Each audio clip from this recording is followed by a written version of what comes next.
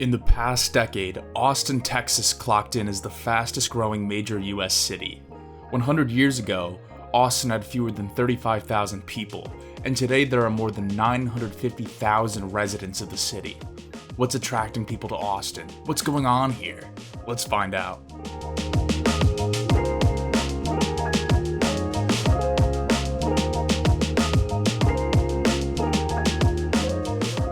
Austin is situated on the Colorado River, not to be confused with the Colorado River that runs from the Gulf of Mexico and forms a border between California and Arizona. This Colorado River is located only in Texas, running 862 miles from the Gulf of Mexico inland. Austin, like Washington, D.C., was founded with the intention of being a state capital, and was likely chosen in part for its scenic location. The site of present-day Austin was chosen in 1839 to replace Houston as the Texas state capital after Texas gained its independence from Mexico. It was known as Waterloo for a short time, before being renamed to Austin, in honor of Stephen F. Austin, who led Anglo-American settlers to Texas in the 1820s. The original plan was laid out in 1839 by Edwin Waller, the first mayor of the city. He designated a 1 square mile plan that remains the layout of downtown Austin today. The land where the Texas state capital is today was laid out in this plan, with Congress Street serving as a vantage point for the capital. Republic Square and Woolridge Square are green spaces that survived from this original plan. During the 19th century, Austin's population was quite small, less than 25,000 by 1900. In the early years of Austin's history, the city had a large black population, and the economy of Travis County rested heavily on the institution of slavery. In the years after the Civil War, 36% of Austonians were black. This is in stark contrast to the recent census, where blacks were shown to make up less than 8% of the population. The current Texas state capitol is a prominent centerpiece of the city. Construction finished on the building in 1888. Money for construction was raised by paying the builders of the capitol with more than 3 million acres of public land in the Texas Panhandle. This land would become the XIT Ranch, which spans through 10 counties in Texas and at its peak was regularly handling 150,000 head of cattle. Outside the Texas state capitol, there is a Confederate monument with inscriptions on it, essentially saying that it's a shame that the Confederacy didn't succeed. The Capitol View corridors are a series of protected areas in which no construction can obstruct the view of the Texas state capitol. The South Mall of the University of Texas and a historic French embassy are two notable examples out of 30 defined by Texas state law. Originally, there were laws prohibiting the construction of any buildings taller than the Texas State Capitol building. Over time, lawmakers have gradually ceded ground. Perhaps some of the view corridors will vanish over time as well. Segregation played a major role in urban planning in Austin. The 1928 city plan implemented a system where East Austin would be designated a Negro district. City services such as schools, sewers, and parks were only made available to blacks in East Austin. As a result, most blacks who lived on the west side of Austin were forced to relocate east of East Avenue, a road which is today Interstate 35. Visitors to the city will note that I-35 serves as a barrier between the downtown and East Austin. In recent years, Austin has undergone a skyscraper construction boom. The Independent is a 690-foot condo building which is the tallest residential building west of Chicago in the United States when completed in 2018. The 16 tallest buildings in Austin were all built after the year 2000, giving credence to the idea that Austin's character has fundamentally changed in recent years. In spite of this, much of Austin has an extremely suburban character. Even development very close to downtown was built in a car-dependent era. Take the South Congress neighborhood, for example, in close proximity to downtown. Single-family homes with driveways dominate this neighborhood. The drop-off from skyscraper condos to peaceful suburban neighborhoods in Austin is stunning. 6th Street runs east-west in downtown Austin and is home to different entertainment districts of varying character.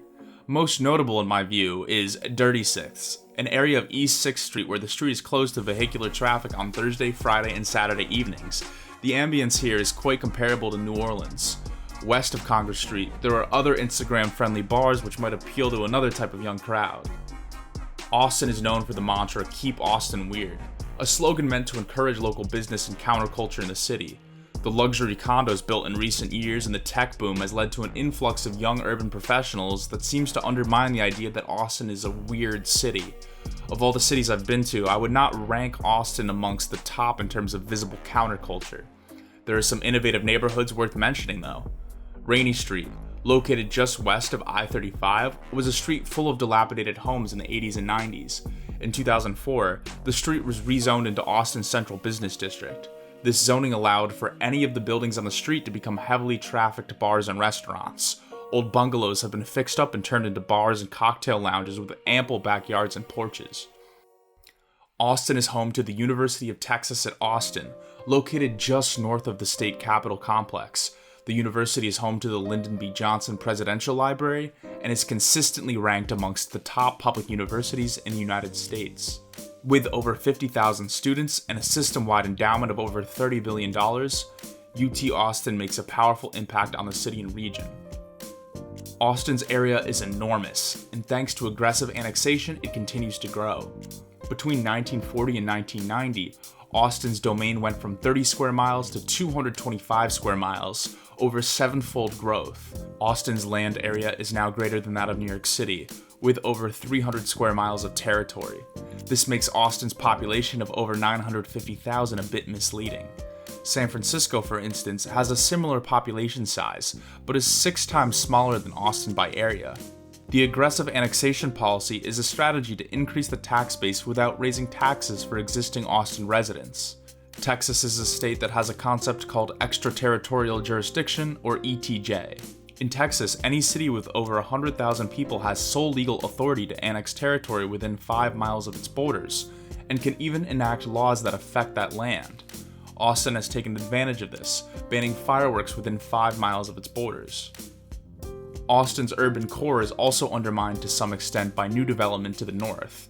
Domain Northside, over 15 minutes away from downtown Austin by car, is a mixed-use real estate district with expensive stores and restaurants and tech offices mixing in with upscale apartments.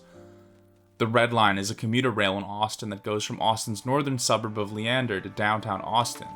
It was completed in 2010, and travel time from Leander to downtown Austin takes just over an hour.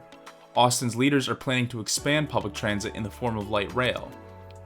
A proposed Blue Line would connect Austin-Bergstrom International Airport with downtown, and a proposed Orange Line would run directly north-south through the city's center.